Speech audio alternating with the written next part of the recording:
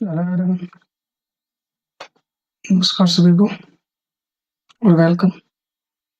तुमने पिछली क्लास में कुछ एक क्वेश्चन किए थे, बच्चे क्वेश्चन आस्क करते हैं।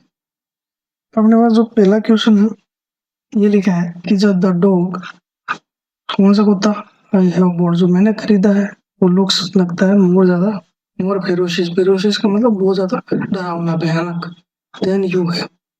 ये क्वेश्चन देखने से पहले एक दो क्वेश्चन और देखो।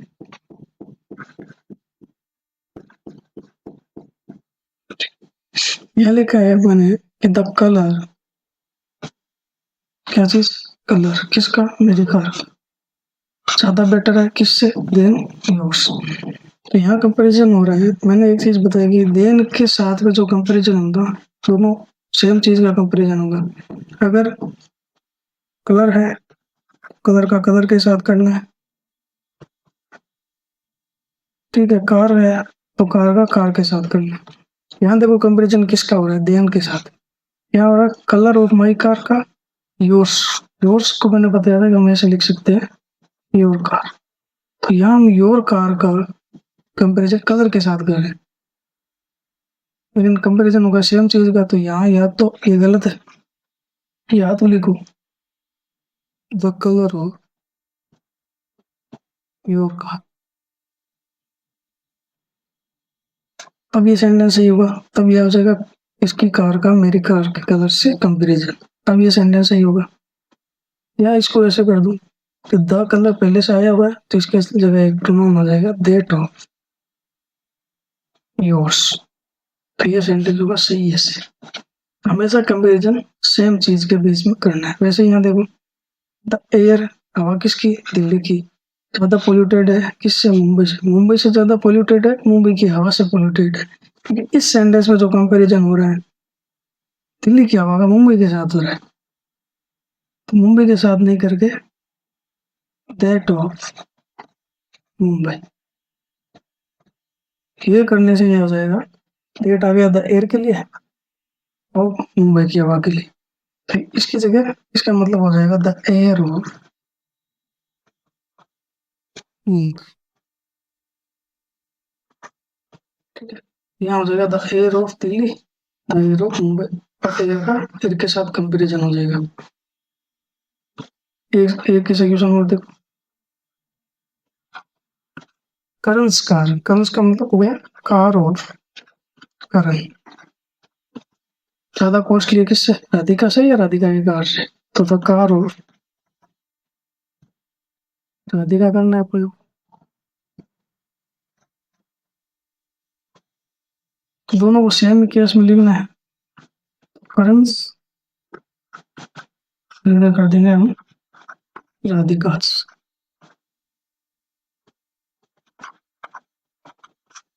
तो सेम के साथ में कंपैरिजन हो जाएगा अपने। हमेशा याद रखो जब भी देन का यूज हम एज ए कंपेरेटिव डिग्री में यूज करें तो कंपैरिजन हमेशा सेम चीज का करना है। वैसे अब इस क्वेश्चन पे अब अपने यहाँ क्या है, कुत्ता कौन सा, जो मेरे पास है और जो तुम्हारे पास है। तुम्हारे पास क्या, तो ये कुत्ते के लिए प्रोपोजिशन प्रोनाउन लिखो दैट, दैट ऑफ यू है। अब कुत्ते के साथ हो जाएगा। फिर यहाँ दैट ऑफ नहीं लिखेंगे कि आई द डॉग इसके पास है और यू है मेरे पास क्या, गाड़ी का हो रहा है, कुत्ते का हो रहा है, घर का हो रहा है। यहाँ अगर कुत्ते के लिए लिखना है तो यहाँ ऐसे ही, फिर इसको ऐसे लिखो द डॉग यू है, तो कुत्ता तुम्हारे पास है और जो कुत्ता मेरे पास है। द डॉग के लिए आ जाएगा दैट, डिमोन्स्ट्रेटिव प्रोनाउन, क्योंकि डॉग पहले से ये नाउन आ रखा है तो नाउन को दो बार रिपीट नहीं करके उसकी जगह प्रोनाउन दैट का यूज करते। ये सेंटेंस होगा ऐसे ऐसे ही। अब बात करते हैं अपने नेक्स्ट सेंटेंस की। नेक्स्ट सेंटेंस क्या बता रहे,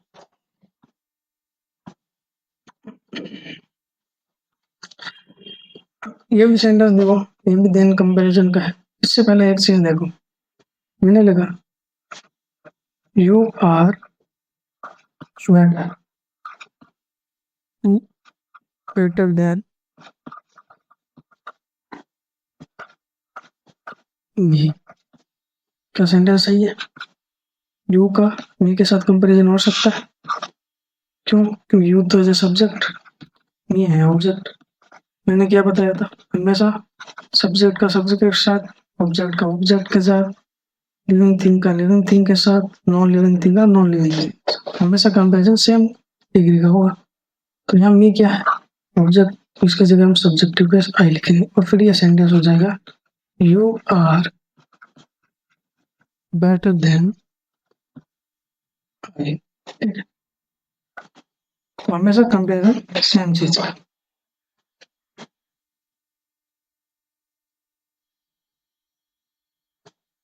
अब ऐसे ही ऐसे एक सेंटेंस में वो लिखो, थोड़ा सा इस सेंटेंस को ध्यान देखना क्योंकि इनमें ऑब्जेक्ट है नहीं। तो ऑब्जेक्ट है नहीं तो सब्जेक्ट का सब्जेक्ट के साथ कंपैरिजन हो सकता है। अगर इसी सेंटेंस में मैं ऐसे लिख दूं, she loves you more than I, और एक सेंटेंस मैंने ये लिखा, she loves you more than me. अब ये दोनों सेंटेंस मैं लिखे, क्या दोनों ही सही है, दोनों गलत है, एक गलत है एक सही है?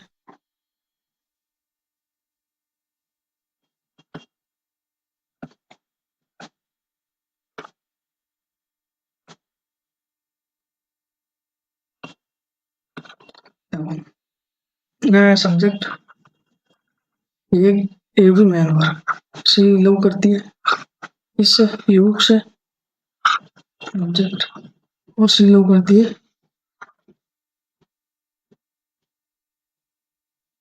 यहाँ है सब्जेक्टिव केस।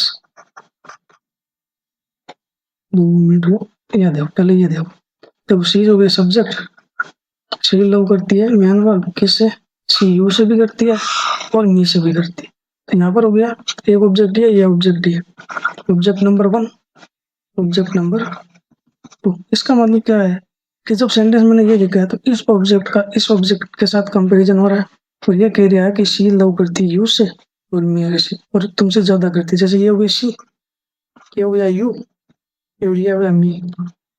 करता कौन है? ये है।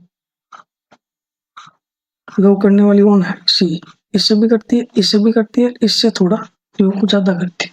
इसका मतलब ये सेंटेंस सही है, लेकिन यहाँ इन दोनों ऑब्जेक्ट का के बीच में कंपैरिजन हो रहा है। कौन कर रहा है? सी कर रही है। जब ऑब्जेक्ट ऑब्जेक्ट के बीच में कंपैरिजन हो रहा है तो ऐसा ही ये सेंटेंस सही होगा, इसका मतलब अलग निकलेगा। इसका मतलब निकलेगा ये कि वो प्यार करती है दोनों से, मेरे से भी तुम्हारे से भी, लेकिन तुम्हें ज्यादा करती है। अब पहले वाले सेंटेंस में यहाँ कंपैरिजन हो रहा है सब्जेक्ट का इस सब्जेक्ट के, मतलब ये भी सब्जेक्ट प्यार करता है यू से और आई भी प्यार करता है यू से। अब यह क्या है? यू है जिससे मैं भी प्यार करता हूँ और वो भी प्यार करती है। कौन ज्यादा कर रहा है? सी ज्यादा कर रही है और मैं कम कर रहा हूँ। अब इस सेंटेंस में सब सब्जेक्ट का सब्जेक्ट के साथ कंपैरिजन हो रहा है तो भी ये सेंटेंस सही है, और ऑब्जेक्ट का ऑब्जेक्ट के साथ हो रहा है तो भी ये सेंटेंस सही है, लेकिन दोनों का मतलब निकल जाता है यहाँ पर अलग अलग। यहाँ मेरे से तुम्हारे से प्यार कर रहे हैं दोनों, एक ज्यादा और एक कम, और यहाँ पर वो प्यार कर रही है दो जनों को, एक से ज्यादा और एक से कम। तो ये दोनों ही सेंटेंस सही है। अगर ऑब्जेक्ट आ रखा है सेंटेंस में तो फिर हम ऑब्जेक्ट का ऑब्जेक्ट के साथ कंपैरिजन करा सकते हैं, लेकिन यहाँ ऑब्जेक्ट है नहीं, ऑब्जेक्ट है ही नहीं, तो फिर सब्जेक्ट का सब्जेक्ट के साथ कराना पड़ेगा। थोड़ा ध्यान रखना है कि अगर हमें कंपैरिजन देखना है किसका किसके साथ हो रहा है तो दोनों ही सेंटेंस अपनी जगह सही है, दोनों का अर्थ अलग हो जाएगा। वैसे ये देखो, he was much more surprised किससे? Then me. मैं जितना सरप्राइज्ड हुआ ना उससे ज्यादा ये हुआ। तब ही का मी के साथ यहाँ कंपैरिजन हो रहा है तो ही का मी के साथ कर सकते हैं क्या? ये है सब्जेक्ट, मी है ऑब्जेक्ट, सब्जेक्ट का ऑब्जेक्ट के साथ हो नहीं सकता। तो फिर यहाँ क्या लिखो? तो यह सेंटेंस लिखेगा he is more surprised than I. मैं जितना हुआ ये भी हुआ, लेकिन ये मेरे से ज्यादा हुआ। नेक्स्ट क्वेश्चन देखो। अब देखो, the 5 brother are at trader towns. Trader towns को मतलब लड़ाई झगड़ा कर रहे हैं किसी के लिए। So they feel it below their dignity to talk to each other. और वे अपने आप की तौहीन मानते हैं एक दूसरे से बात करने। ईच अदर का मैंने बताया था हमेशा दो के लिए, दो से ज्यादा के लिए क्या होगा हमेशा यूज। यहाँ 5 आया ना, तो यहाँ हमेशा यूज होगा बनाना।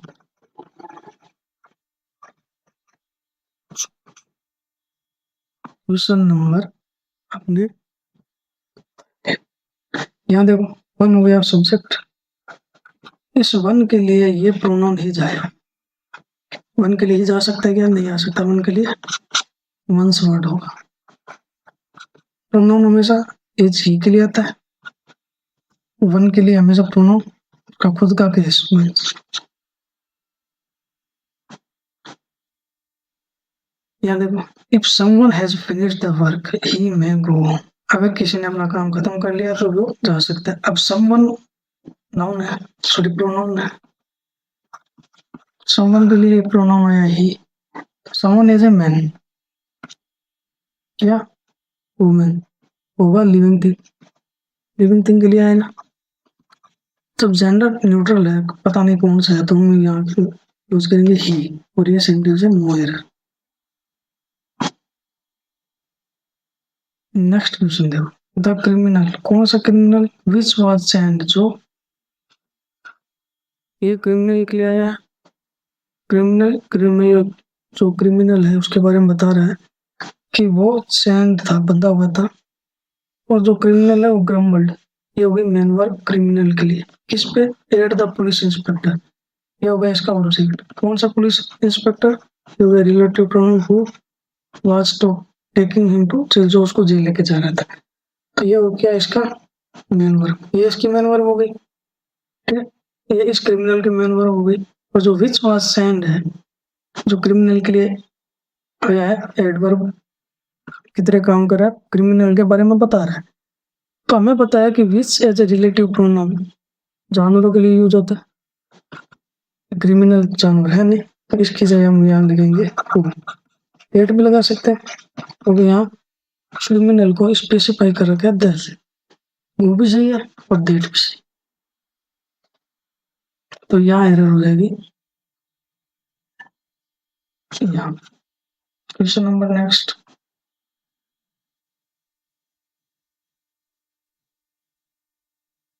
देखो, ये एवरीबॉडी हो गया सब्जेक्ट। एवरीबॉडी कौन? was working in the office gave a day's pay as their contributes to the depends of Dr. Sonu. कौन सा डॉक्टर सोनू? वो हेड डाइड ऑफ ड्यूटी। सीधी सी बात है, एवरीबॉडी आया है। ये हुई से एवरीबॉडी के साथ के लिए आया, तो वाज वर्किंग सही है। इन दैट ऑफिस, उस ऑफिस में। गेव इस एवरीबॉडी के लिए आया है। ये मेन वर्ब है ना, इस एवरीबॉडी के लिए मेन वर्ब है। डेज पे, एवरीबॉडी जो भी थे ना, वो जो ऑफिस में, उन्होंने अपना एक दिन की सैलरी दी है कंट्रीब्यूट करने के लिए। किसको? जो डॉक्टर सोनू जो मर गया था उसके डिपेंडेंट्स को। तो देयर डिपेंडेंट्स, एवरीबॉडी एक एक आदमी ने कंट्रीब्यूट किया है। तो एवरीबॉडी आया, एवरीबॉडी हमेशा एक एक के लिए बात कर रहा है, तो फिर यहाँ होगा हिज कंट्रीब्यूट। प्रत्येक ने अपना अपना कंट्रीब्यूशन दिया। तो जब भी everybody as a noun, sorry pronoun as a subject use हो, तो उसके लिए जो भी प्रोनाउन आएगा वो हमेशा सिंगुलर आएगा। ये हमने पहले भी बात कर रखी। आगे देखो, द ऑफिसर, ये हो गया सब्जेक्ट। एज वेल एज होता है प्रोनाउन, और द असिस्टेंट इस प्रोनाउन का ऑब्जेक्ट है। absented मेन वर्ब हो गई। themselves इसका हो गया ऑब्जेक्ट। फ्रॉम प्रीपोजिशन, कहां से? ऑफिस से। हो गया प्रीपोजिशन। देखो, जो themselves रिफ्लेक्सिव प्रोनाउन है वो हमेशा नाउन की जगह नाउन के लिए आएगा और सब्जेक्ट के लिए यूज होगा। तो ये तो असिस्टेंट से है, ये तो ऑब्जेक्ट हो गया इस सेंटेंस का। सब्जेक्ट है सिर्फ द ऑफिसर। जब द ऑफिसर सब्जेक्ट है तो इसके लिए भी ये सिंगुलर यूज होगा। और absented himself। तो यहाँ सेंटेंस में गड़बड़ हो जाएगी। यहाँ क्वेश्चन नंबर अपने पास आ गया 17 18। यहाँ क्या लिखा है, as a student of science, एक साइंस का स्टूडेंट होने के नाते you are far better than him. अब वही सेंटेंस, यू का कंपैरिजन हो रहा है हिम से, यू है सब्जेक्ट, हिम है ऑब्जेक्ट, सब्जेक्ट का ऑब्जेक्ट के साथ कंपैरिजन हो नहीं सकता, हिम की जगह लगाओ ही। यहाँ हो जाएगा यू ज्यादा अच्छा है ही से, तो यहाँ पर सेम का सेम के साथ कंपैरिजन, और यहाँ हो जाएगा देन। आगे वाला क्वेश्चन क्या कह रहा है, अब वही ये हमने पिछले क्वेश्चन किया था कल वाली क्लास में, introduce as a transitive verb है। ट्रांजिटिव वर्ब हमेशा ऑब्जेक्ट लेती है। अब देखो ये इंट्रोड्यूस मेन वर्ब है, इसके आगे उसने इंट्रोड्यूस कराया था किसको, टू चेयरमैन, ये तो general secretary of party. Introduce किसको कराया था, या तो ये कोई ऑब्जेक्ट आए जैसे हिज ब्रदर, हिज मदर या हिज फ्रेंड, एनीवन, कुछ नहीं आया है तो फिर इसको लिख दो हिमसेल्फ, खुद को ही करवा दिया इसने।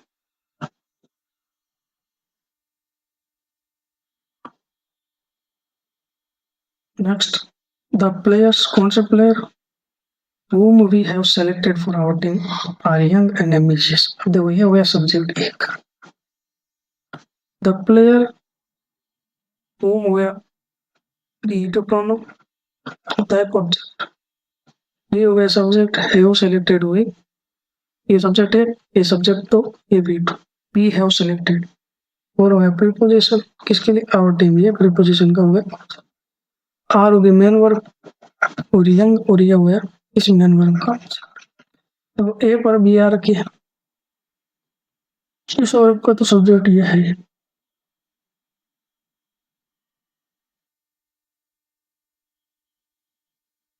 और जो आर है ना, ये इस प्लेयर का मेन वर्ब है, ये जो सब्जेक्ट है इसके साथ वर्ब है, इस सब्जेक्ट के साथ भी वर्ब है, हूँ तो सही है। फिर यहाँ पर हम बुक की जरूरत नहीं है, हूँ की जरूरत नहीं है,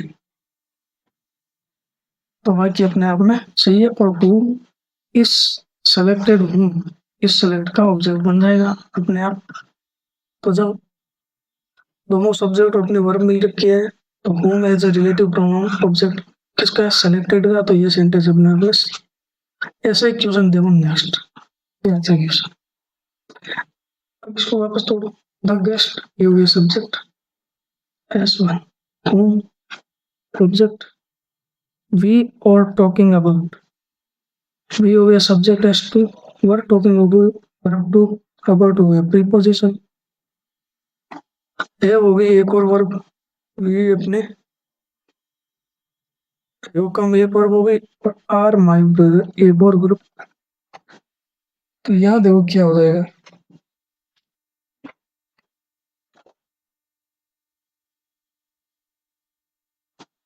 the guest whom we are talking about, तो हैव कम, जो भी गेस्ट थे जिसके बारे में बात कर रहे थे, हैव कम जो आने वाले हैं, कौन है, the guest are my brother, ये सब्जेक्ट वन है ना, तो ये इसकी वर्ब वन है। ये गेस्ट के लिए ये are my brother, guest are my brother in law, तो इस सब्जेक्ट का वर्ब मिल गई, इस सब्जेक्ट की वर्ब है, इस वर्ब का सब्जेक्ट का। हमेशा याद रखो वर्ब बिना सब्जेक्ट का है ही नहीं, वर्ब बिना ऑब्जेक्ट का आ सकते हैं, सब्जेक्ट का ही नहीं। तो ये जो वर्ब है P3, इसका हमारे पास सब्जेक्ट है नहीं, वो ऑब्जेक्ट है जो एक्स्ट्रा है, ऑब्जेक्ट की जरूरत नहीं है अपनी, सब में ऑब्जेक्ट अपना आ रखा है या जरूरी नहीं, हमें चाहिए इस हैव का सब्जेक्ट, सब्जेक्ट बनता नहीं है, ऑब्जेक्ट होते हैं तो यहाँ हम लगाएंगे who, और ये हो जाएगा इस हु हैव कम का सब्जेक्ट, और ये ऐसे लिखा जाएगा हु हैव कम।